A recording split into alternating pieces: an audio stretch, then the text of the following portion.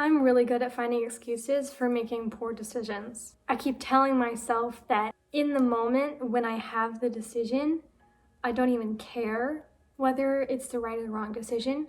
But I think I'm saying that to cover up the truth that I know deep down that makes me kind of uncomfortable, because I know deep down that there is a small moment of decision at the very beginning of this whole spiral where I had the choice to make a good decision or make a bad decision.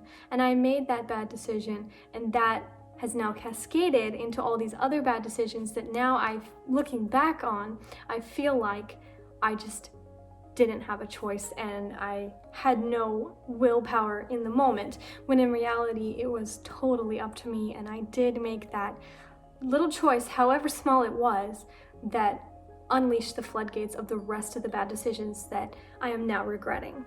And oftentimes it is a very small decision. It's something like deciding to pick up my phone one last time before I go to bed, or deciding not to go on the walk that day because I'm too tired, and then end up wasting the rest of the afternoon because I didn't get that pick me up from the walk. I like to try to convince myself that things are out of my control and blame it on my hormones, my mental health, whatever. But at the end of the day, it is totally up to me.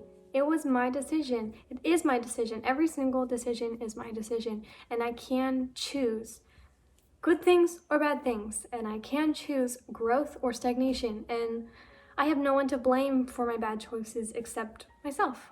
It's so difficult though, because those first decisions are so small oftentimes, and it kind of seems innocent. And it's like, oh, I'll just compromise a little and stay up a little later. I'll just watch one more, whatever the scenario is. But it never stays little. And it ends up doing a lot more damage than just that one day, that 1 hour, whatever the time period is. It often sets the tone for the rest of the week, the rest of the month. And then you wake up one day and realize where you're at, realize the decisions that you made to get there, and you're like, that's my fault, isn't it? I like to make the excuse that since my hormones are having so much trouble right now, I am less capable of making conscious decisions because hormones are just all over the place. And if you know anyone who's hormonal ever, it kind of affects your judgment and kind of affects your self-control.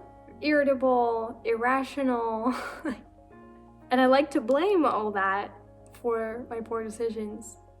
But the truth is, no matter how many outside circumstances are probably making it more difficult, it's still my choice, and I'm still capable of making it. It might be a whole lot harder, but it's still possible.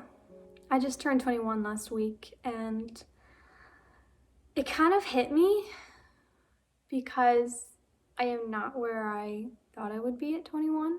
And that can tend to make me be like, poor me. But I guess I've just been realizing that, yes, a lot of things have happened in the last 2 years that have really thrown a wrench in everything that I ever had planned. But I still let it get to me. I still jumped into the spiral.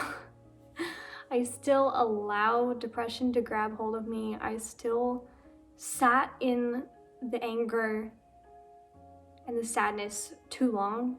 So I can't use those outside circumstances as excuses for not being where I wanted to be. When I first started reading personal development books a couple years ago, it really drove home how much control you do really have and how harmful a victim mindset is. Because if you feel like things are out of your control and you can do nothing to change it, nothing's gonna change.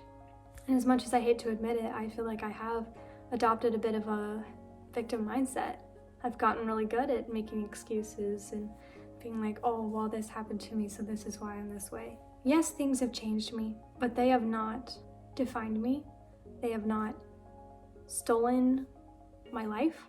They might make it harder to make certain choices and do certain things, but Ultimately, my life is still mine, and I'm still responsible for the choices that I make.